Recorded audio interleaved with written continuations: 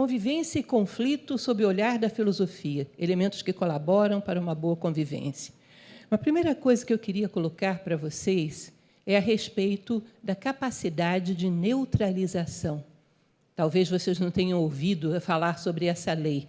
No Egito, eles tinham o hábito de acreditar que o universo era regido por 7 leis. Essas 7 leis, que são conhecidas como Caibalion, eles diziam que rege desde um ninho de galáxias até um grãozinho de poeira, e que elas são simplesmente adaptáveis a todas essas escalas. Agora, dentro de uma dessas leis, que é o princípio do ritmo, existe um subprincípio, que é da neutralização, que eu gostaria de começar falando dele para vocês, começar falando a respeito de como funciona esse subprincípio, essa lei. Neutralização, ela é o seguinte: imagine que você tenha uma polaridade, que é o que é comum no princípio do ritmo. Todo o universo é polaridade.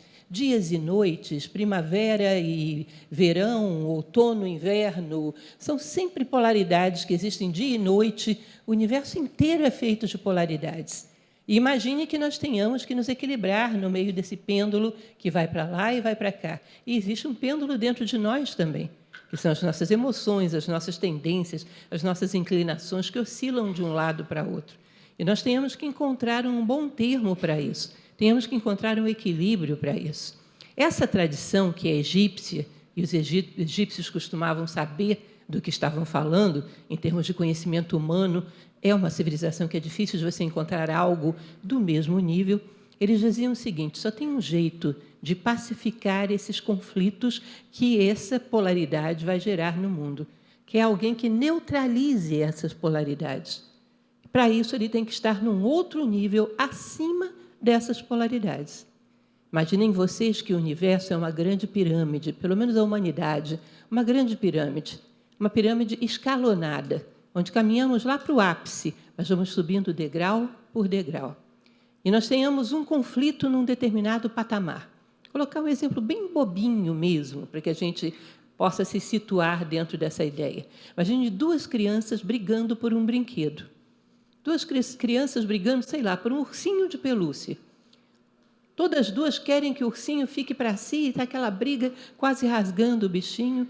Quem é que pode neutralizar um conflito desse tipo? Alguém que tenha mais maturidade, que não deseje mais aquele brinquedo. Não é assim? Se não há mais o desejo daquele brinquedo, se já se superou essa necessidade de experiência, ou seja, a consciência subiu para um outro degrau de outra necessidade de experiência, pode-se chegar lá e pacificar. Então, chega o pai de uma das crianças e diz: meninos, não façam isso. Vocês vão rasgar o brinquedo. Daqui a pouco não vai ficar com ninguém, com nenhum dos 2. Ele não deseja o ursinho, por isso pode fazer isso. Se ele desejasse, seriam 3 brigando pelo ursinho. Não é assim? E assim essa escada vai subindo. Já já eu vou falar da continuação da história. Mas é importante que a gente saiba que o mundo está cheio de conflitos. Nós temos atualmente no mundo, gente, 7 guerras acontecendo. A gente só ouve falar da Ucrânia e a da faixa de Gaza, enfim, só ouvimos falar das mais famosas, mas existem 7 guerras internas dentro de países, na África, pelo mundo afora, ao mesmo tempo acontecendo. Nós pensávamos que isso fosse coisa do passado e que a nossa hipertecnológica idade da tecnologia do século XXI superasse tudo isso. E ainda estamos no primitivismo da guerra. Por que ninguém consegue pacificar nenhum desses conflitos? Por que será? Se nós pararmos para pensar em torno do que acontecem essas guerras, a tônica é muito comum e muito fácil de perceber. É sempre a ambição, é sempre alguém querendo possuir aquilo que é do outro, é sempre alguém querendo possuir mais poder do que o outro. É sempre isso. E por que não há um país que possa entrar aí e pacificar esse conflito? Porque não há um país que deseje outra coisa que não seja isso mesmo. Entendem isso? Todo mundo está no mesmo patamar, desejando o mesmo ursinho. Portanto, não temos pacificadores para os conflitos do mundo. Porque não há uma nação que subiu um degrau de consciência e possa dizer: eu não desejo mais isso. Eu não desejo nada que não seja meu, eu não desejo impor meu poder sobre ninguém, eu não desejo usurpar nada que pertença a ninguém. Portanto, eu posso pacificar. Não tem. E muito, não só no nível macro de países, mas no nível micro também. Os nossos conflitos familiares, pessoais, de trabalho, como é difícil alguém que chegue e possa pacificá-los. Exatamente pela mesma questão. Não superou aquele desejo que gera esse tipo de conflito, que é muito comum que um conflito se dê por desejos frustrados de ambas as partes, ou pelo menos de uma parte sobre a outra. Quem não pacificou esse tipo de desejo não tem essa condição. Tá? Então, continuando a nossa historinha, imagine que esse pai pacificou a briga entre os dois meninos. Aí, daqui a pouco, chega quem? O outro pai. E diz, que é isso, rapaz? Você está dando ordem para o meu filho? Eu não te dei autorização para isso. O que você está pensando? Meu filho, quem manda nele sou eu. Aí começa um conflito no outro patamar. E estão brigando os dois ali para ver quem é o pai que tem mais autoridade na vizinhança.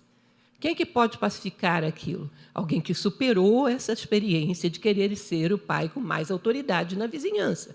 Alguém que já viveu isso, que tem mais maturidade, sei lá, talvez um avô. Chega lá e diz, rapazes, espera aí, vocês estão parecendo crianças. Não estão vendo que todos os dois querem o bem dos meninos? Por que não entram num acordo? Por que não educam os meninos juntos, que vai dar muito mais certo? Ou seja, ele superou aquele grau de desejo, subiu um degrau. Aí imagine que nesse outro degrau também haja conflito. Daqui a pouco chega o outro avô. Ué, rapaz, que isso? Eu sou 3 meses, 2 dias e 5 horas mais velho do que você. Eu é que sou o avô sábio aqui da vizinhança. Eu é que tenho que pacificar. Ou seja, surge outro conflito. Terá que ser resolvido por alguém não necessariamente mais velho, mas com mais maturidade, com mais senso, com mais capacidade de superar esse patamar de desejo, que possa entrar ali e pacificar. E segundo diz essa tradição do Egito, isso vai subindo dessa maneira até chegar ao ápice da pirâmide, que é uno, que não tem mais dualidades, e ali não haverá mais conflitos. Entendem? Mas sempre na ordem do universo, nós devemos crescer por 2 razões. Primeiro, porque nós viemos ao mundo para crescer. Isso é uma coisa que não há o que discutir. O sentido da nossa vida na Terra é crescimento. Embora as pessoas coloquem 1000 outros sentidos, 1000 outras coisas para fazer, não paramos, às vezes, para pensar nisso, mas o grande sentido da vida é sairmos daqui maiores do que entramos, sermos fator de soma, fazermos diferença para o mundo, para o outro, para nós mesmos. Nós viemos aqui para crescer. Portanto, nós devemos crescer, porque essa é a nossa obrigação e porque só assim podemos interferir beneficamente nos conflitos do mundo. Só assim podemos fazer alguma coisa pelos conflitos do mundo. Isso nos dá a condição de sermos neutralizadores. Então, vocês percebem que, como tudo na vida, essa condição vai se basear muito numa conquista interna de quem a pratica. Tudo aquilo que ela espera do outro, ela deve conquistar em primeiro lugar em si próprio.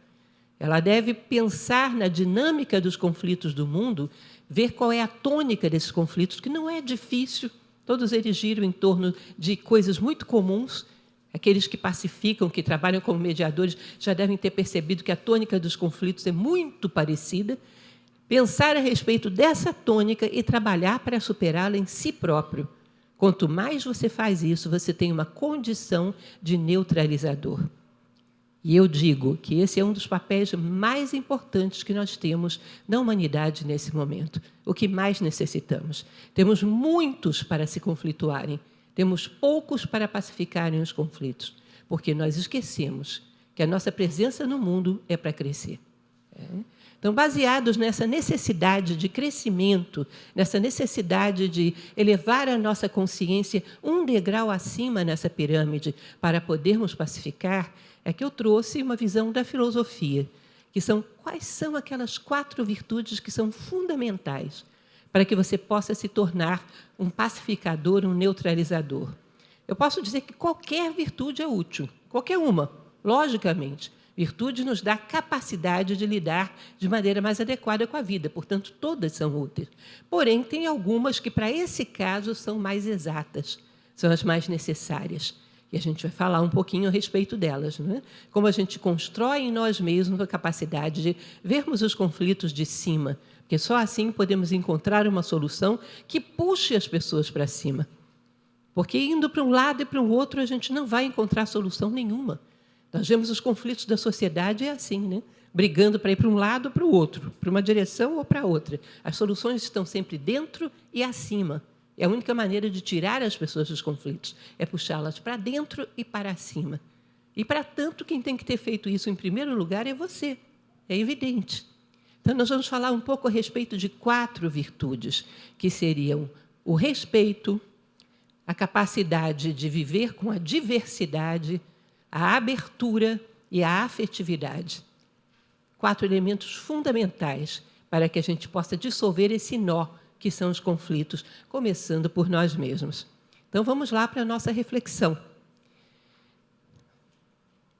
Começando pelo respeito. O que vem de ser respeito? Todo mundo sabe que, dentro de um conflito, a primeira coisa que se rompe é o respeito. Que, a partir do momento que se rompe o respeito, não existe mais possibilidade de negociação nenhuma, porque parte-se para o pejorativo, parte-se para a ofensa, e aí já ninguém raciocina mais. E existe uma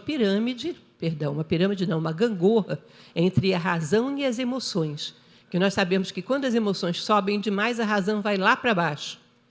Quando a razão está muito lúcida, as emoções estão serenas. É uma gangorra de subida e descida. A partir do momento que perdemos o respeito uns pelos outros, a razão vai lá para o fundo do poço e não existe mais possibilidade de encontrar soluções. Então, a primeira coisa que vocês vão confrontar quando virem 2 pessoas num conflito são 2 pessoas que não se respeitam mais. E o respeito é uma das coisas que têm que ser consideradas em primeiro lugar quando se trata dessa mediação. De onde é que vem respeito? Respeito vem de um verbo latino, respitere. Eu adoro etimologia, gente. Porque eu acho que, quando você vê a raiz da palavra, você vê para que foi que ela foi inventada, que pode ser que hoje a gente já não saiba mais. A gente não lembre exatamente qual o contexto em que ela foi criada e o que ela pretendia dizer. Então, respeito vem de respitere, que é o prefixo re, que é de novo, mais uma vez, e spitere, que significa olhar, contemplar, observar. Ou seja, respeito teria a ver com olhar mais uma vez, saber ver, saber olhar mais uma vez e considerar as coisas com profundidade. É aquela capacidade de, não estou vendo bem, respirar a fundo, realinhar e olhar mais uma vez. Olhar com foco, com profundidade para aquilo que está diante de você. É uma das coisas que são difíceis, porque as emoções, quando se alteram, você perde o foco. Então, você olha para a pessoa, você não vê mais a pessoa. Você vê um conjunto de coisas que foram ditas, de coisas que aconteceram, de tal maneira que não sabe mais focar naquilo que tem que ser visto naquele momento. Então, respeito tem muito a ver com foco, que é exatamente o que está dito aqui, não é? Consideração especial dada a algo ou alguém, ou seja, atenção, foco sobre algo ou alguém. Essa capacidade que hoje é tão rara. Posso dizer para vocês, sem dúvida, que nós somos, na história, a civilização mais dispersa que já houve. Prestamos muito pouca atenção a tudo, inclusive uns aos outros. Às vezes, uma pessoa que convive conosco há muito tempo, nós nunca paramos para refletir a respeito de quais são as necessidades daquela pessoa, o que ela realmente é, o que ela está buscando na vida. Muitas vezes rotulamos um colega de trabalho que trabalha com você há 10 anos. Você cria um rótulo e nunca questiona esse rótulo. E não sabe o que aquela pessoa é. Não para dar atenção àquela pessoa, para focar naquela pessoa. E o respeito tem muito a ver com isso, não é? Então, o respeito gera empatia, que é uma outra coisa muito interessante. Vocês vão me desculpar se eu usar mais uma etimologia, ou vocês não aguentam mais etimologia? Empatia vem de empatos, ou seja, trazer o patos, o problema, a patologia, a dificuldade do outro para dentro de você, para entendê-la. E empatia é uma virtude que está diretamente ligada ao respeito. Fundamental também para aquilo que nós vamos fazer, né? Fundamental para mediar. Empatia é a capacidade de ver as coisas e pessoas a partir de si mesmas, que é o marco psicológico de cada um. Nós temos uma visão errada da empatia. Achamos que a empatia é se colocar no lugar do outro. Se eu me coloco no lugar do outro, pensando do jeito que eu penso, com o histórico que eu tenho, com a compreensão de vida que eu tenho, eu não vou entender nada do que o outro está fazendo. Empatia é muito mais do que isso. Empatia é uma capacidade de você sair de si próprio, mas sair completamente do teu histórico, da tua capacidade de ver o mundo de um ângulo, das tuas considerações pessoais, deixar tudo isso para lá, como se você saísse de uma casca e entrasse no marco psicológico do outro, com o histórico que ele tem, tá? Com as experiências de vida que ele tem, com as limitações que ele acredita ter, pelo menos, com a situação ambiental onde ele está, ou seja, considerando tudo aquilo que ele é, tudo que você conhece daquilo que ele é, colocar-se dentro desse marco psicológico, sendo assim como eu vejo o mundo. Entenderam? É diferente de sendo como eu sou no lugar dele, o que eu faria. Isso só vai piorar a situação. Sendo exatamente como ele é, como eu vejo o mundo, a partir desse ângulo. Isso é uma capacidade fantástica que nós deveríamos ter. Cada vez mais, empatia trabalha para a união, ela é fundamental. Porque quando você vê o outro a partir dele mesmo, você vai entender a motivação que ele tem, as razões dos atos dele, a lógica do pensamento dele, porque às vezes parece uma coisa bizarra, vocês são mestres nisso. Devem olhar para o raciocínio de alguém e dizer, gente, de onde essa pessoa tirou isso? O raciocínio é assim, todo torto, sobe, desce, vai ali, vai aqui. Como é que ele chegou a uma conclusão dessa? E não entende. Sob o nosso ponto de vista, não entende, não tem lógica. Você entra no lugar dele e você vê por que aquele pensamento tem que passar por todos aqueles lugares. Porque aquele pensamento está contornando coisas que ele não aguenta tocar, que ele não suporta tocar, que são dolorosas para ele. Então, o pensamento tem que dar todas aquelas voltas. É a maneira que ele tem para conseguir raciocinar. Portanto, a empatia é um elemento fundamental. Vou usar para vocês mais uma vez o exemplo da pirâmide que demos no início. Segundo uma tradição como o Egito, que tem muita sabedoria sobre o ser humano, eles diziam que a meta de toda a humanidade é a unidade. Que nós caminhamos lá no final para o uno. E é uma das coisas que eles diziam, além disso, que eu acho poderosíssimas e importantes, é que o uno é o único atributo que nós podemos dar a Deus. Porque se é um ser que unifica todas as coisas, não pode haver nada fora dele. Se eu digo, ele é redondo, estou tirando, ele não é quadrado, ele não é um losango, ele não é um triângulo, estou limitando Deus. Se eu digo, ele é azul, ele não é amarelo, não é vermelho, não é nada, eu estou limitando Deus. Ou seja, Deus não pode ser limitado porque ele é o absoluto. Não pode ter nada fora dele. Portanto, o único atributo que a gente pode dar a Deus é a unidade. Unidade é o atributo de Deus por excelência. Tá? E, portanto, tudo aquilo que nos aproxima da unidade nos aproxima de Deus. É um atributo dele por excelência. E a empatia é uma ferramenta maravilhosa para a unidade. Trabalha para uma compreensão do ponto de vista do outro, que não deve estar completamente errado, diga-se de passagem. Por muito que te pareça tortuoso a princípio, parece tortuoso porque ele passa por áreas que talvez você não conheça. Por isso nos parece tão absurdo, porque passa por lugares que a gente não sabe nem que existem. Aí parece estranho para nós. Quando nós nos colocamos no lugar do outro, no marco psicológico do outro, nós compreendemos uma maneira diferente de ver a vida. Portanto, nos tornamos mais completos. Contanto que, algo que nós vamos falar muito ao longo da nossa palestra de hoje, você não acha que o teu caminho é o certo, que você é o dono da verdade. Se você não tem essa pretensão, a partir da compreensão do outro, você pode aprender uma outra forma de entender o mundo, que tem também algo de válido, porque tudo no mundo é dual. Tem algo de válido e tem algo de sombra.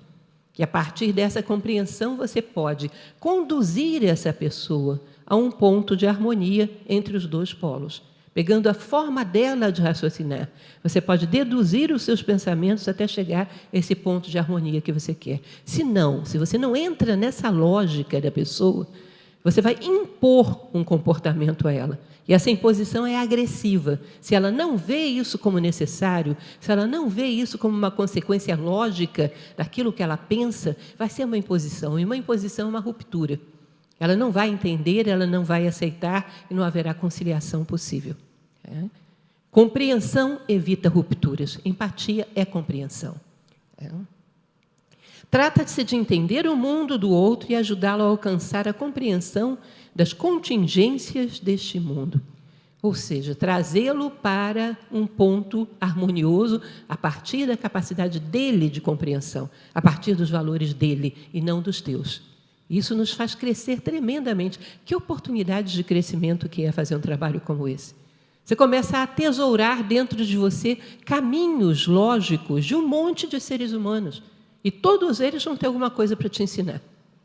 É um tesouro isso. Tá? É muito importante. Gera troca, então. Aprender e ensinar. Toda vez que você faz isso, você passa um pouco da sua forma de ver o mundo e pega um pouco da forma do outro ver o mundo. Isso é a chamada dialética, tese, antítese, síntese. Tá? Que uma boa mediação é capaz de fazer. Tese, antítese, síntese. O que é tese, antítese e síntese exige? Que ambas as partes não estejam imbuídas do sentimento de donos da verdade.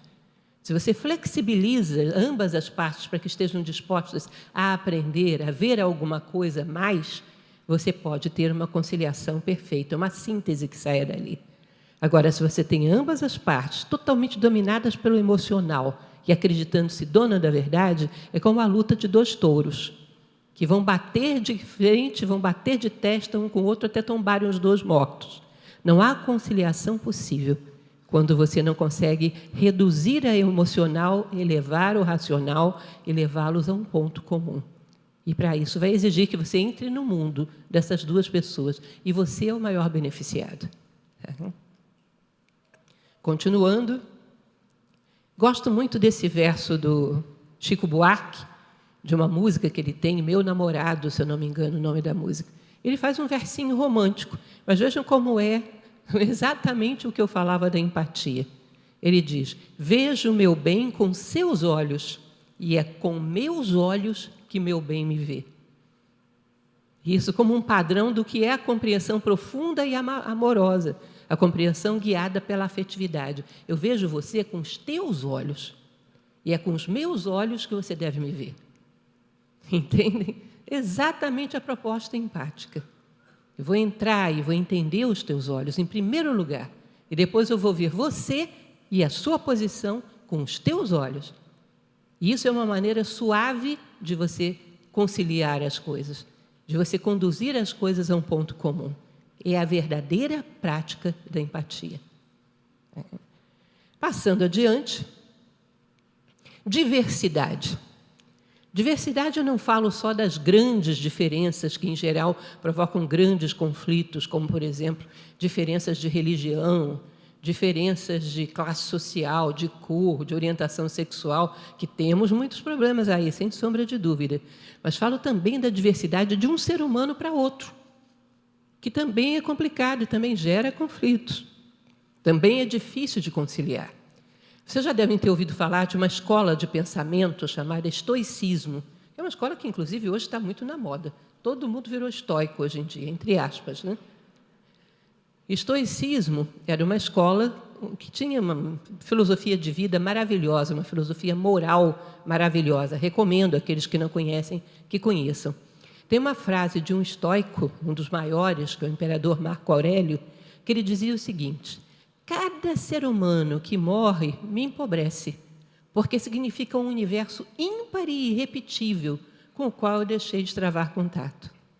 Vocês entendem isso? Um universo ímpar e irrepetível com o qual eu deixei de travar contato. Cada um de nós, um universo ímpar e irrepetível.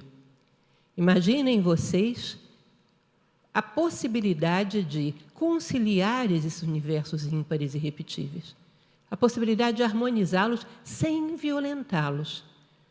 A nossa civilização, se a gente fosse fazer um estudo de história que chegaria a essa conclusão, desde que o mundo é mundo, quando a gente começou a criar a urbe, a vida em sociedade, que parece que é própria do ser humano, desde o início do Sapiens, né? Somos seres sociais, desde que começamos a criar a vida em comunidade, temos um problema, somos todos diferentes. Como fazer para isso não dar conflito? Ao longo do tempo, se chegou a uma resposta que foi a pior que poderia haver. Para a gente não ter conflito, vamos tornar todo mundo igual. Massificação. E aí todo mundo igual, não tem mais conflito nenhum. E chegou, inclusive, a existir uma penalização inconsciente para a pessoa que ousa ser diferente. Ela cai no ostracismo, ela é condenada por todos, não é assim? Você tem que ser diferente, você tem que vestir um uniforme da maneira como todo mundo pensa. Tem 2 ou 3 opções para você escolher. Se você não escolhe nenhuma dessas 3, você é alienado, você está em cima do muro, você é isso, você é aquilo. Ou seja, você é forçado a se enquadrar em certos uniformes da sociedade. Porque se você for diferente, será atrativo. Eu posso dizer para vocês que a coisa mais atrativa do mundo é massificação. Porque o ser humano não deixa de ser ímpar e irrepetível. Ele continua sendo diferente de todo mundo. Quando você impõe a ele um comportamento coletivo, ele passa a viver uma meia-vida, sem realização, sem encontrar aquilo que ele realmente é, sem encontrar a própria felicidade. Ele vive uma meia-vida com uma meia-felicidade, com uma meia-realização. E é claro que essa incompletude faz com que esse homem tenha angústia, com que esse homem tenha conflitos e que seja conflitivo. Aquele que está incompleto está sempre procurando culpados para a sua infelicidade, para a sua incompletude, do lado de fora, para não assumir essa responsabilidade. Não é? Vocês lembram do que dizia Jean Paul Sartre? O inferno são os outros. Então, quem está incompleto vai sempre procurar um culpado para a sua incompletude, e isso é altamente atrativo. Então, uma sociedade massificada é a mais atrativa que existe. A sociedade harmoniosa seria aquela onde fosse garantido a cada um ser aquilo que é, e as diferenças se harmonizassem para compor um todo belo. Se vocês pararem para pensar, um quadro como esse, que é a Criação de Adão, de Michelangelo, a quantidade de cores que são empregadas aí, vamos parar para dar uma observada. Tem o vermelho em diferentes tons, né? Tem o amarelo, o laranja, o róseo, o branco, o acinzentado, o azul, o verde, em diferentes tons, para fazer com que isso tudo junto fique belo. Ou seja, a beleza é a harmonia nas diferenças. Se eu acabo com essas diferenças, coloco tudo em tons de cinza, ficou tudo cinza, você percebe que até a ideia geral do quadro é bonita, continua sendo bonita, mas ele perde muito em beleza, quando você tira a diversidade. Perde muito em beleza. Ou seja, a arte mostra que a beleza é a harmonia das diferenças. Uma música. Vocês imaginaram? Uma música que você gosta, uma melodia que você gosta, o tanto de variações que tem. Não, eu não gosto de tantas variações, isso dá conflito. Vamos colocar uma nota só. Nem um samba de uma nota só tem realmente uma nota só. Ninguém suportaria, não é isso? Tem que haver a diversidade, e a harmonia da diversidade é que vai permitir a beleza, que vai permitir o bem-estar social, cada um sendo o que é e harmonizando-se com todos os demais. Portanto, a aceitação da diversidade é um dos maiores bloqueios do ser humano. E muitas vezes não, cá entre nós, eu acho que em quase todas as vezes, temos dentro de nós também. Vemos isso na dupla que está em conflito, mas vemos dentro de nós também. Às vezes temos uma reação inconsciente quando algo se enquadra em determinado comportamento que rotulamos como negativo. E já excluímos a possibilidade de compreender aquela pessoa, porque eu a enquadrei num certo rótulo. Temos muitas exclusões.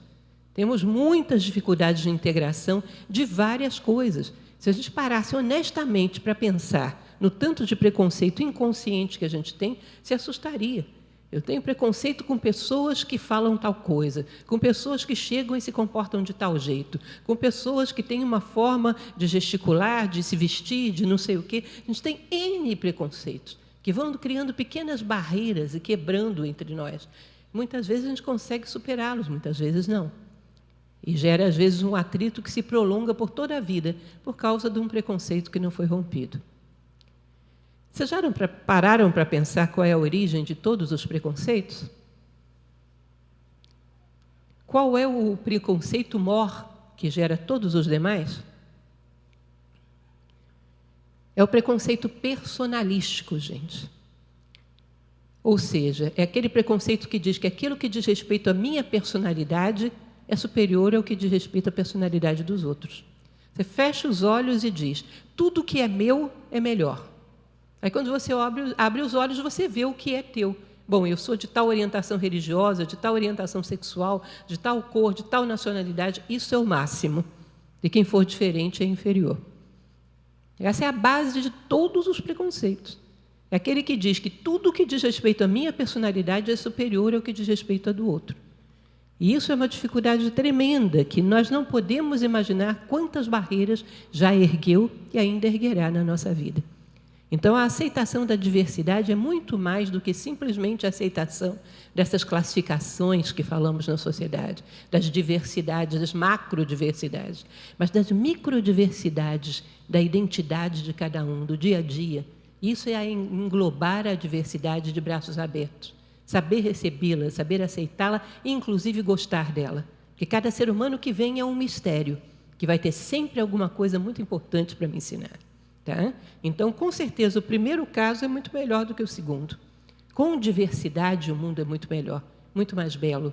E o mundo, como diziam os egípcios, mais uma vez, é harmonia por oposição. É assim que a gente obtém a felicidade. Harmonia por oposição. Harmonia de coisas diferentes produzem a beleza. Tá? E produzem a tônica da vida, o milagre que é a vida. Se vocês virem, por exemplo, uma floresta maravilhosa como é a floresta amazônica, ela é a campeã do mundo em quê? Biodiversidade. É impressionante. Eu morei na Amazônia por 2 anos, em Belém do Pará. Você entra na floresta, você vê plantas de todos os tipos convivendo em harmonia. Desde gramíneas até árvores enormes, até árvores medianas, tudo misturado em perfeita harmonia. É uma lição de como deveríamos viver em sociedade. Ela nos ensina. Ou seja, cada um sendo o que é, em perfeita harmonia, e produz aquela floresta magnífica. Se faltar uma espécie ali, vai fazer falta. Se uma delas entrar em extinção, vai fazer falta. Isso é a biodiversidade. Diversidade enriquece o todo, é claro, como acabamos de falar da floresta amazônica, né? Diversidade enriquece as partes. Cada um de nós, como eu falei, sai muito mais rico quando aceita aprender com os demais, quando brinda a diversidade. Opa, lá vem alguém que pensa diferente, vou aprender uma coisa nova. Cada um de nós sai enriquecido quando abraça para si e aceita de bom grado a diversidade. Nós temos que fazer isso. Porque a não aceitação da diversidade também está presente fortemente no conflito. É uma das bases do conflito. Falamos, em primeiro lugar, o quê? A perda do respeito mútuo. 2 pessoas que estão em conflito não se respeitam. Segundo lugar, a não aceitação da diversidade. É impossível aceitar uma pessoa que pense diferente de mim. É um elemento fortíssimo. Cada uma dessas coisas, que são as tônicas do conflito, você tem que colocar como prioridade resolver em você. Para que você seja o quê? Um neutralizador. Tenha subido a sua consciência um degrau. Senão você não tem condições de ser um neutralizador. Tá? Espírito de aprendiz, não se crer dono da verdade. Já falamos sobre isso. Não se crer dono da verdade é complicado. Tá? Existe um grande filósofo na história, Sócrates, acho que todo mundo já ouviu falar dele, né? Sócrates, ele tem uma frase que é a mais típica dele, que é: só sei que nada sei. Eu costumo dizer que eu só sei que nada sei porque o Sócrates disse, porque senão nem isso eu não saberia. Porque é difícil, gente, você dizer só sei que nada sei. Tem uma vozinha dentro de você que diz: não, você sabe sim, larga de ser modesto, vai, fala a verdade. Não é isso? Tem dentro de nós umas vaidadezinhas, umas coisas incrustadas que são difíceis, e daí você vai ter preconceitos, e daí você vai ter dificuldade de conciliação. Um pontinho que tenha dentro de você, de convicção de que você tem a verdade, é aí que você vai ter um conflito. Imagina ser totalmente flexível, saber que eu tenho, deixar o vento passar por dentro de você, totalmente fluido, que você saiba que você tem aquilo que você reuniu de melhor até agora na vida, mas que nada, nada, nada, nada do que você sabe é verdade absoluta. Isso seria uma pessoa tremendamente fácil de harmonizar. Não é simples, é preciso observar isso. Um pontinho, prestem atenção nisso, um pontinho de arrogância, um pontinho, você em algum momento vai conflituar a partir desse ponto. Ali está uma semente para um conflito. Comodismo, não se deseja aprimorar forma de agir. Aí tem muito a ver com aquilo que eu falei lá para vocês no início. Não aceitar que nós viemos no mundo para crescer. Isso é incrível. já que nós estamos bem do tamanho que estamos. Como é que podemos criar algum grau de harmonia se não crescemos? Como podemos neutralizar algum conflito se não crescemos? Vocês não acham que é uma coisa estranha o comportamento que nós temos de cobrarmos das coisas que elas sejam perfeitas e não cobrarmos nada de nós mesmos? Não é estranho? Tudo que a gente quer tem que ser muito bom. Imagine que vocês queiram comprar um aparelho de som. Aí eu sei disso e vou oferecer para vocês. Olha, eu tenho um aparelho de som, posso te vender. Só que tem um probleminha. O toca-discos CD dele está assim um pouco torto. Dá uma desafinada de vez em quando. A entrada do pendrive também não está funcionando muito bem. Trava, às vezes, você não consegue tirar o pendrive. E o rádio não pega todas as estações. Você vai querer comprar um negócio desse? Quem quereria? Dentro do recurso que você tem, você vai querer comprar o mais perto do perfeito que existir. Não é isso? Dentro das possibilidades financeiras que você tem, o mais perto do ideal que existir. Você quer o carro mais perto do ideal, você quer o som mais perto do ideal, o computador mais perto do ideal. Quando sai um novo Apple, fica fila na porta da loja, né? Porque todo mundo quer o modelo mais perto do ideal, ainda que aquele que você tem, você não use metade das funções. Mas você quer o novo modelo da Apple 2025, 2026, seja lá o que for. Todo mundo exige das coisas que elas sejam ideais. E de si próprio. Não exige nada. Você acha que você está tão bom assim, a natureza não vai te descartar porque você é um modelo muito defasado? É lógico.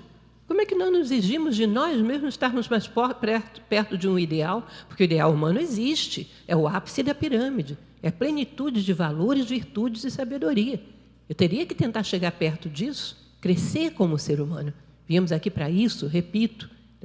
Nós deveríamos exigir de nós, a nossa consciência deveria exigir de nós, que o tempo passasse e a gente fosse um pouco melhor. Sabe aquela fatídica foto do Ano Novo, todo mundo alegre, estourando champanhe. Você olha daqui a um ano, no outro Ano Novo, você deveria sentir, puxa, eu não sou a mesma pessoa dessa foto. Alguma aresta eu poli. Alguma coisinha pequena que seja, eu estou melhor. Tem uma forma melhor de aceitar as pessoas. Estou mais harmonizado com o meio. Alguma coisa eu superei. Eu não sou exatamente esse ser humano dessa foto. Porque, vejam bem, um ano não é pouca coisa. Numa vida que dura, sei lá, 90 anos, 80 e tantos anos, é mais ou menos a média de vida da gente, um ano é bastante significativo para a gente não crescer nada. A gente deveria se exigir todos os anos um crescimento pequeno que fosse. Aliás, um conselho que eu dou para vocês, que era muito utilizado na escola pitagórica, que Pitágoras aconselhava aos seus discípulos, sabe o quê? Todos os dias um pequeno aprendizado. Antes de fechar os olhos, examine o seu dia e retire de tudo que você viveu algum pequeno aprendizado que você possa ter, que te seja útil a partir dali. Já pensou um aprendizado por dia? Que tamanho de seres humanos seríamos? Então, é evidente, o comodismo rompe com a lei da vida, que exige que os seres fluam. Vocês já ouviram falar num cidadão chamado Richard Buckminster Fuller? Ele foi um inventor norte-americano brilhante. Aliás, uma figura muito interessante, porque ele vivia na miséria, perdeu a filha com pneumonia e pensou em se suicidar. Estava pronto para se suicidar. Aí ele pensou, não, eu vou dar uma chance. Se a minha vida, nos próximos 5 anos, somar alguma coisa para a humanidade, eu continuo vivendo. Se não somar, eu acabo com ela. E se tornou um dos maiores inventores da história da humanidade. Com essa intenção, de fazer com que a vida dele beneficiasse a vida da humanidade. Olha que interessante. Mas, enfim, o Fuller, ele tem uma frase que eu gosto muito, que ele diz, olha, o ser humano não é um substantivo como a gente pensa. O ser humano é um verbo. Nós somos um verbo, uma consciência que flui por meio das balizas da vida. Somos fluidos, estamos em permanente transformação. Nós não somos uma coisa estática, não somos um substantivo. Nós somos um verbo, somos um sopro, uma consciência fluindo pelo meio dos obstáculos da vida. Já pararam para pensar que coisa bonita, que forma bonita de pensar? É assim, nós devemos aceitar que somos fluxo e querer esse fluxo, e querer aperfeiçoamento. Porque senão não há muita possibilidade de neutralizar nada, não há possibilidade de crescimento. Tá? Personalismo e competitividade, ou seja, nas diferenças a minha prevalece. Isso é um vício que a sociedade colocou em nós, que também é difícil e que também dificulta num conflito. Por quê? As pessoas competem entre si. Quando há um conflito, pode ser que até a pessoa desconfie que o outro tem mais razão do que ela. Mas eu não vou admitir isso, porque eu vou admitir que ele sabe mais do que eu, que ele é melhor do que eu, portanto, não admito. Fico lutando pelo meu argumento até o final. Vocês acham que vem de onde essa competitividade mórbida? Nós assimilamos dentro da nossa vida que o êxito tem que ser construído sobre o fracasso dos demais. Que para você vencer na vida, você tem que estar no primeiro lugar do pódio e um monte de gente lá embaixo derrotado. Vocês entendem isso? Imagine que você chegue para um amigo e diga: olha, participei de uma corrida de rua, tirei em primeiro lugar. Ah, que maravilha, ele vai te dizer. Quantas pessoas concorreram nessa corrida? Ah, foram 1000 pessoas que concorreram. Ah, que bom. E quantos tiraram em primeiro lugar? Todos, todo mundo chegou em primeiro lugar. Ah, acabou a graça. Acabou a graça, que besteira, que negócio é esse? Todos chegaram. Ainda que a marca de tempo seja a mesma, seja uma ótima marca de tempo, a mesma que você teria se tivesse vencido sozinho, se você não venceu sobre os demais, a tua vitória não tem graça. Não é isso? Vencer junto não existe, é vencer sobre. Tem que ter uma montanha de fracassados para que você se ponha em pé em cima dela e se sinta o tal. Isso está dentro da nossa cabeça de uma maneira terrível, vocês nem imaginam. Recordo que eu estava em Brasília, eu moro em Brasília, né, e recebi um dia desses, num posto de gasolina, me entregaram um folheto de uma faculdade. Eu não sei como é aqui em Santa Catarina, mas em Brasília abre faculdade numa velocidade que não se abre nem panificadora. Toda vez que a gente vira a esquina tem uma nova, impressionante. E ela fez um folheto, gente, que era um grande quebra-cabeça, onde uma peça subia sozinha. E tinha escrito assim: destaque-se. Eu achei aquilo uma maravilha. Que filosofia de vida maravilhosa. Ou seja, você vai subir, todo mundo vai ficar lá embaixo, babando de inveja. Que feliz que você é. Né? Como é que você imagina a humanidade melhorar nesses termos? Como melhora nesses termos? Não tem a mínima possibilidade. Né? Então, esse tipo de competitividade também é um inferno num conflito. Porque, às vezes, não é a questão em si de ganhar ou perder alguma coisa, é a questão de não se considerar derrotado em relação ao outro. Não há essa possibilidade, não suporto isso. Me sentir derrotado por alguém, me sentir em segundo lugar. Tá? Às vezes a gente está no trânsito, vocês já viram isso? No trânsito. Você passa uma pessoa porque está devagar diante de você, de repente aquela pessoa acelera feito uma louca e passa por você porque ficou ofendida. Porque você passou por ela. Ela não pode ficar atrás de você, ficou ofendida. E ficam realmente coléricos, é impressionante. Tá? Então, nós superamos essa competitividade para ajudar a harmonizar nos demais? Ou vivemos nos comparando com os demais e medindo com a régua milímetros para cima e para baixo para ver se a gente está sendo superado ou superou o outro? Ah, ele venceu. Venceu com quantos pontos, para ver se ele fez mais pontos do que eu? Fulano conseguiu tal conquista. De que tamanho foi a conquista, para eu ver se foi maior que a minha? O tempo todo, ainda que a gente não diga, nossa mente trabalha nessa chave. Pense numa coisa que não vai dar para a gente caminhar em direção à unidade, em direção à harmonia, com uma concepção dessa, não vai dar. O mundo fraterno com essa concepção não vai dar. Conciliação, paz, harmonia com essa mentalidade, esquece, desiste, não tem chance. Mais uma coisa a ser superada. E todo tipo de negação da diversidade envolve uma dose de crueldade. Na Índia, eles têm um conceito que vocês devem ter ouvido falar, porque agora está na moda, que se chama karma, a lei do karma, causa e efeito. Tem muito a ver com aquele ditado popular nosso do aqui se faz, aqui se paga. Né? O que você faz tem uma consequência coerente. Bom, enfim, dessa história, o que é importante é que eles dizem que o pior karma que pode existir é o karma de crueldade. Quando você nega a uma pessoa a existência do jeito que ela é, com os atributos que ela tem, você está cometendo um karma de crueldade, que é um dos piores que pode haver. Eu sou o que sou com a minha natureza, com a minha raça, com a minha opção sexual, com a minha religião. Eu sou o que sou, isso é o que melhor que eu concebo ser. Eu não sou aceito no mundo por ser o que sou, isso é um absurdo. Contanto que você não esteja querendo englobar vícios e coisas que não são humanas. Mas aquilo que é humano tem que ser integrado. Tá? Senão você incorre naquele que é considerado o pior dos karmas, que é o karma de crueldade, que tantas vezes já foi feito, que gerou genocídios ao longo da história, de negação da diversidade. Bom, continuando. A abertura é uma outra virtude extremamente importante. O tempo passa rápido, né? Incrível. Abertura. Abertura tem muito a ver com você ter aquele ânimo de aprendiz que falamos ainda há pouco. Eu não só sei que eu não sou dona da verdade, como estou louca para aprender coisas que provem que eu não sei tudo ainda, coisas que superem aquilo que eu sei. Estou louca para ver. Eu dou aula há 35 anos, gente. Essa é a minha profissão. 35 anos dando aula de filosofia. Sabe quando é que começa a aula para valer? Quando alguém vem com uma ideia que contrasta com a tua de alguma maneira. Aí é uma beleza, começa o diálogo. Eu começo a ver o que ele está pensando, para ver se não é verdade. Se eu vejo que tem um certo desvio, vou com toda a calma mostrando para ele onde foi feito o desvio. A aula começa nessa hora. Se não, é o quê? Uma imposição de ideias, não é uma aula. Muito menos uma aula de filosofia, né? É uma imposição de ideias. A abertura é querer aprender o novo. Estar curioso. Eu penso de tal maneira, é o melhor que eu concebi até agora, mas deixa eu te falar uma coisa. Eu estou louca para pensar melhor do que isso.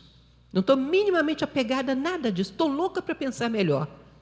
Portanto, se você me trouxer alguma coisa que enriquece a minha maneira de ver, maravilha, parabéns para você. Eu não estou defendendo com unhas e dentes aquilo que eu penso. Eu estou louca para aperfeiçoar aquilo que eu penso. Isso é a abertura. Uma das virtudes extremamente necessárias para você conciliar, porque vão vir pessoas que vão te surpreender com argumentos que você nunca pensou, mas que são válidos, com ângulos que você nunca viu, mas que são válidos, que têm que ser considerados. E é um dos atributos mais valorizados nos dias atuais na sociedade. Porque é com abertura que vem imaginação, que vem criatividade, que vem adaptabilidade, esse tanto de atributos que são fundamentais num mundo que gira a mil da maneira como o nosso gira. Tá? Então, abertura é receptividade ao novo, no outro, na vida, flexibilidade, adaptabilidade a um mundo que tem um fluxo contínuo e cada vez mais ágil. E, portanto, eu posso sempre encontrar ideias que sejam diferentes da minha e que me acrescentem uma maneira de ver melhor. Existem no mundo, vamos partir dessa impressão, de que existem no mundo uma quantidade enorme de ideias muito melhores do que as minhas. E uma hora eu vou querer encontrá-las. E uma hora eu vou querer integrá-las. Parto desse princípio, eu estou indo na direção de ideias melhores do que as minhas. E quando eu as encontrar, eu vou integrá-las de bom grado, porque eu vim aqui para crescer. Portanto, boas ideias são muito bem-vindas. Não estou agarrado com as minhas próprias ideias de tal maneira que eu tenho uma relação para sempre. Tá? Esse tipo de relação amorosa para sempre com as tuas ideias não funciona. Tá? Há que fluir. Tá? Criatividade. Nós tendemos a achar, o processo é ruim, mas sempre foi assim. Não, sempre foi assim até agora, a partir de agora não vai ser mais. Você sempre sofreu por uma determinada coisa, até que, em determinado momento, você nunca mais sofreu por aquela mesma coisa. O mundo muda, as coisas fluem. Sempre foi assim, mas agora não vai ser mais. Ou seja, estar preparado para essas mudanças, não estar congelado em nenhuma posição rígida que eu não estou disposto a questionar. Você tem alguma posição rígida que você não está disposto a questionar? Mais uma vez, voltamos àquilo que falamos ainda há pouco. Isso vai ser um ponto de conflito. Segurança. Minha identidade está no crescimento e não na rigidez. Sentir o chão firme sob os pés, você tem que trocar por sentir a vida fluindo sob os seus pés. Lembrem lá da frase do Buckminster Fuller. Fluindo, fluindo. Eu tenho que sentir o chão seguro sob os meus pés. Olha, cuidado, porque no mundo o chão não fica seguro. O chão está em constante transformação. Recentemente, agora, esses dias, eu estava lendo que se encontrou mais uma cidade submersa nas margens da Itália, mergulhadores que foram lá e encontraram mais uma cidade submersa. Aquilo ali, algum dia, foi chão firme nos pés de alguém, e agora está no fundo do oceano. A terra não deixa chão firme. O chão está sempre progredindo, como é que você vai ficar parado? Ou seja, a segurança nossa não deve ser que o chão esteja firme. A nossa segurança vai ser que a gente esteja firme na nossa determinação de crescer. A nossa determinação de se tornar um ser humano melhor em relação a valores, virtudes, sabedoria, essa é firme. Agora, o rosto que nós vemos no espelho não apega tanto com ele, porque ele vai mudar, e deve, e é a lei da vida. Não apega tanto assim com ele. Esse tipo de rigidez, complicado conciliar. Complicado você superar conflitos para alguém que está muito apegado e muito rígido em relação ao que ele pensa que é. Então, a abertura é uma das virtudes que hoje são mais fundamentais, consideradas fundamentais no mundo. E para aquilo que vocês fazem, muito importantes, extremamente importantes. E, por fim, a última virtude que vocês podem dizer, não, aí ela está exagerando, aí é demais, mas não é, não. Faz parte, e é uma das mais fundamentais, que é afeto. Afeto. É incrível como é que a gente não sabe lidar com o tal do afeto. Nós achamos que toda a afetividade, porque nós transpiramos a afetividade se a gente deixar. Emanamos a afetividade 360 graus para toda a volta, mas nós pegamos, reprimimos essa afetividade e fechamos num grauzinho assim de 1, 2% em cima de uma pessoa, ou 2 ou 3 da minha família. Meu marido, minha esposa, meus filhos. Gente, essa energia de 360 graus, quando você concentra num grau só e joga em cima de uma pessoa, isso é um raio laser, vai fulminá-la. Ninguém suporta. Isso é possessivo, isso é sufocante. Não pode ser assim. Uma pessoa equilibrada, ela emana afetividade para todo lugar onde ela está o tempo todo. Isso é o sadio. Tá? É exatamente isso que eu falei para vocês aqui. Expressar afetividade sem medo por tudo e todos por onde passamos. Prudência e compreensão darão suporte. Ou seja, afetividade não significa que eu vou aceitar que a pessoa faça qualquer coisa. Eu vou dar o meu afeto, mas vou continuar sendo prudente em relação a como me comportar com as pessoas. Mas não vou negar o meu afeto. Essas mesmas tradições antigas, não egípcias, mas gregas, diziam o seguinte: você só compreende aquilo que ama. Será que é mentira isso? O coração vem em primeiro lugar, você só compreende em profundidade aquilo que ama. Quando nós temos um determinado segredo que precisamos compartilhar com alguém, um conflito nosso, a gente vai procurar uma pessoa que nos ama, que quer o nosso bem, não é isso? E diante dela nós abrimos o nosso coração. Não abrimos o nosso coração diante de qualquer um. A natureza sabe disso, é assim também, gente. Ela não se abre diante de qualquer um.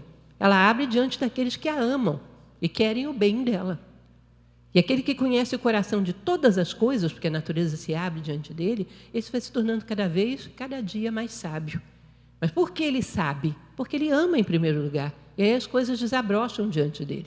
A compreensão é fruto do amor. A afetividade vem em primeiro lugar. E eu não falo afetividade apenas com seres humanos. Nós somos uma sociedade predadora. O que está acontecendo com a natureza atualmente é o resultado de uma postura predadora do ser humano. Nós não temos amor pelas coisas que estão à nossa volta, que nos servem. Eu acho impressionante, eu estive agora recentemente, semana passada, estava nos Estados Unidos, e é impressionante como eles têm uma maneira de lidar com as coisas em geral, não vou rotular, mas em muitos casos, diferente da nossa. Uma coisa que é ligeiramente usada já não vale mais coisíssima nenhuma. É um descarte muito rápido das coisas. Eu fiquei impressionada com aquilo.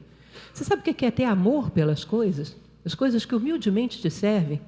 Você está ali num ambiente onde você trabalha, tem amor pelos objetos que estão ali te servindo.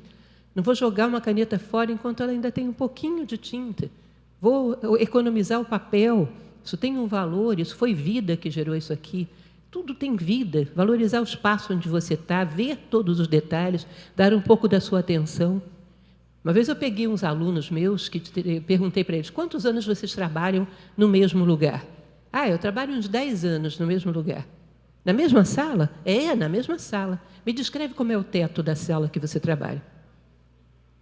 Vocês sabem que a maioria não sabia? Nunca tinha olhado, não sabia se tinha uma sanca, como era o luxo, não sabia, nunca tinha olhado. Ou seja, a gente fecha o nosso foco de atenção e de afetividade. Tem afeto por tudo. E quando é como se fosse uma conta bancária. Quando você deposita afeto nas coisas, elas te devolvem afeto. De tal maneira que você entra no ambiente e você se sente abraçado, porque você colocou afeto ali, em todas as coisas. Sabe aquela pessoa que cuida do seu automóvel bonitinho? Eu sou uma, que o meu carro tem nome. Meu carro tem nome. E é o carrinho bonitinho da mamãe. Adoro. As coisas que me servem eu tenho um carinho enorme. Procuro ter, né? Não sou nada perfeita em relação a isso, mas procuro ter. Afetividade distribuída por todas as coisas. Por onde você passa, deixar o teu coração. Tem uma frase de um pensador indiano do século passado, sensacional, chamado Nilakanta Sirihan, que ele diz o seguinte: você deve perder o seu coração todos os dias, depois ir em busca dele. E assim você descobrirá que o seu coração é o coração de todas as coisas. Sabe o que é você, na escada que você está subindo, deixar o seu coração impresso em todos os degraus? Afetividade. Afetividade quando você chega no local de trabalho, desde o momento em que você estaciona o seu carro com cuidado para não invadir a vaga que está do lado. Quando você entra no seu trabalho, ter o cuidado de esperar as pessoas saírem do bendito elevador, com todo carinho, para depois você entrar. Quando disser bom dia para as pessoas, olhar nos olhos dela e realmente ter uma intenção de que elas tenham um bom dia. Querer isso, não ser uma coisa automática. Quando você abre a porta do seu trabalho, um sorriso, um bom dia, um olhar distribuído para todo mundo, para que todo mundo se sinta visto, considerado, valorizado. E assim com todas as coisas, sair distribuindo o seu coração para todas as coisas. Suas coisinhas de escritório estão arrumadinhas ali, bonitinhas. Tá? Mulher, às vezes, tem hábito até de colocar uma ponteirazinha com o nome dela, com uma corzinha, uma coisinha qualquer. Eu sou papa nessas coisas, gente, então eu faço mesmo. Tá? Então, afetividade em todas as coisas, distribuir o seu coração. É assim que funciona a vida. É assim o seu coração faz o quê quando ele é usado desse jeito? Ele cresce, ele se amplia, ele se expande e tem capacidade para mais afetividade. Ah, mas como é que eu vou ter afetividade com uma pessoa que eu mal conheço? Você pode ter afetividade com qualquer ser humano que esteja numa situação delicada, num ponto da sua vida onde ele está tomado de ódio, de cólera, de pena, porque isso é miséria humana. Se fosse uma pessoa passando fome e doente, você teria compaixão. Por que você não tem compaixão pelas doenças psicológicas, pelas doenças emocionais, pelas doenças mentais? Tem também, o cidadão está num buraco afetivo. Está tomado de ódio, de cólera, isso é uma doença também, tenha compaixão também. Um sentimento de carinho é um ser humano que caiu num buraco e precisa ser resgatado, deixa eu ajudar. E aí tem uma frase indiana maravilhosa, né, que diz que nós somos um. Portanto, cada ser humano que se eleva, um pouco de nós se eleva com ele. Cada ser humano que cai, um pouco de nós vai ao fundo junto com ele. E ele haverá de ser resgatado para que a gente possa caminhar. Portanto, se alguém caiu, deixa eu ajudar, deixa eu dar uma mãozinha. E ter um carinho por essa pessoa que está numa situação tão delicada. Às vezes as pessoas ficam tão expostas pelas suas fragilidades que parecem umas crianças. Você olha, está tão irracional, está tão exposto, parece uma criança. Precisa ser ajudado. Imagine você que você tem um braço que você nunca utilizou. Quando um dia você resolve utilizar aquele braço, você não vai saber dominá-lo, né? Aí fica com ele de qualquer jeito, batendo nas coisas, se machucando, machucando os outros. Não é assim? Assim é com os nossos sentimentos. Se você não exercita bem os seus fenômenos afetivos, os seus sentimentos, você vai tentar usá-los, eles são desordenados. São paixões, são cóleras, são ódios, são possessividade, se expressa de qualquer maneira, de uma maneira agressiva, se você não usa o tempo todo. Ao usar o tempo todo, você tem perícia no domínio do teu mundo emocional. E usar o tempo todo é espalhar a afetividade por onde você estiver, em todas as coisas. Existe uma coisa que me deixa realmente colérica, eu preciso de mediação nessa hora. É quando as pessoas ganham rosas e deixam largado em qualquer lugar e não cuidam. Acho a rosa um primor, uma joia da natureza. Para ninguém ter a consideração de botar num copinho com água, eu acho fim da picada. Sofro pela rosa. Enfim, distribuam afetividade, isso é fundamental. Isso é uma pedra de toque para aquilo que vocês fazem. Aprendam. Aquilo que a gente usa, a gente domina. Aquilo que a gente não usa, a gente é dominado por ele de uma maneira desordenada. Nós temos que sentir a vida e não só racionalizá-la. Olhar para o dia e não pensar, hoje eu vou fazer tal coisa, tal coisa, tal coisa, tal coisa. Tá bom, vou fazer tudo isso. Mas antes, ame o dia. Eu acordei com essa cena maravilhosa na minha janela, que eu estou hospedada aqui, e aquela sensação tão gostosa, mais um dia, que oportunidade. Alguém confiou em mim para me dar mais um dia. Alguém confiou que eu poderia fazer alguma coisa, que maravilha um dia. Tá? Isso é o que eu busco, não é o que eu sou. Eu estou como vocês, batendo a cabeça e tentando melhorar. Mas é o que a gente deve buscar, amar o dia antes de racionalizá-lo. Despejar nele a sua afetividade. É totalmente diferente a maneira como você vive o dia. Não tenham dúvidas. Afeto abre portas e dá acesso. Como eu falei para vocês, você se abre diante de alguém que te trata com afeto. Os outros são a mesma coisa. Você trata uma pessoa de uma maneira afetuosa, ela se sente segura e ela se abre. Você trata de uma maneira fria, ela se fecha e fica agressiva, começa a se defender. Aciona o instinto de defesa dela. Tá? Gera verdadeira compaixão. Ser humano frágil que expressa as suas afetividades, a gente tem essa ideia, né? Quem anda expressando afetividade por tudo é fraco. É forte, ele domina a si próprio. Tá? Esse tem domínio sobre si próprio e sobre a sua afetividade, por isso sabe usá-la. Tá? O afeto compromete, usando o velho exemplo da raposa do Pequeno Príncipe, né? Tu te tornas eternamente responsável por aquilo que cativas. E o homem cresce para ser digno dos seus compromissos. É como se fosse um alpinista, que ele joga aquele gancho lá em cima, o gancho prende, agora ele tem que tracionar a corda para chegar até lá, agora ele tem um compromisso. Onde você joga a sua afetividade e ela penetra, você tem um compromisso de chegar até essa pessoa e dar o seu melhor. E chegar próximo daquilo que é considerado o ápice da convivência humana, que se chama concórdia. Coração com coração. Concordes. Coração com coração. É o ápice da união entre dois seres humanos. Quando parece que os corações batem no mesmo ritmo. Sejam amigos, sejam pai e filho, sejam esposos, seja o que for. Concórdia é um nível de unidade muito profundo, que, segundo essas antigas tradições, nem a morte seria capaz de romper. Mas é esse o caminho, deixar o nosso coração aberto, com portas abertas. É o primeiro passo para uma união profunda, concórdia, que é a joia da vida.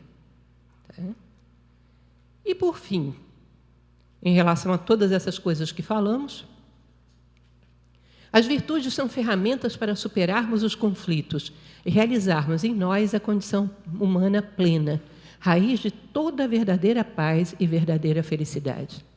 E mais do que isso, eu gostaria de contar para vocês uma historinha, que é a história do caminho do meio, que é o máximo que se pode atingir dentro da tradição budista. O caminho do meio.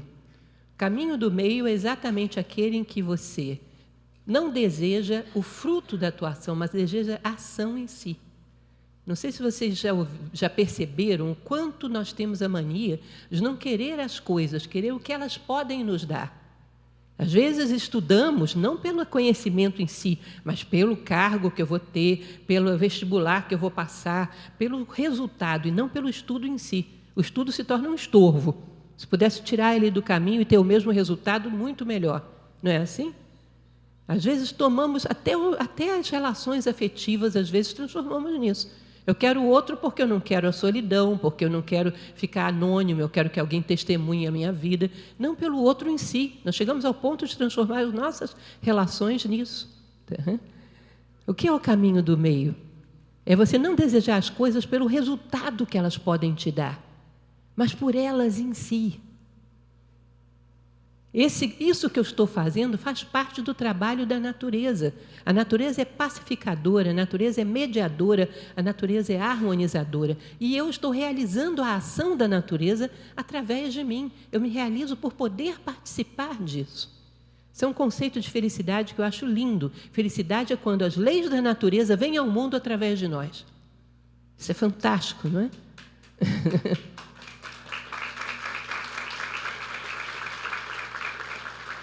Ou seja, o caminho do meio é o caminho do mediador.